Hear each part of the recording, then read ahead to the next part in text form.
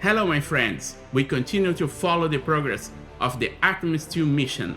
Now after completing the stacking of both center segments of the SLS solid rocket boosters, the Exploration Ground Systems team has just finished the stacking another segment on the left side of the rocket, the fourth center segment, on Thursday, January 3rd of 2025.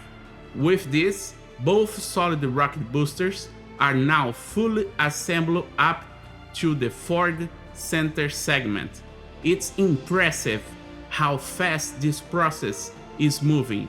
Just 3 days between the installation of the center segment on Monday, January 27, 2025, and the fourth center segment. Now, each booster has 8 out of 10 segments. As we enter February, 80% of the solid rocket boosters for the Space Launch System, the most powerful crewed rocket ever built for lunar missions, are fully stacked.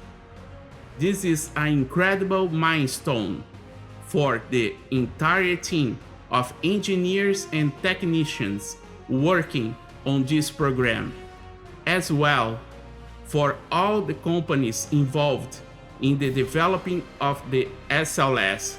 Congratulations to the entire NASA team, the astronauts, and the industry partners, including Boeing,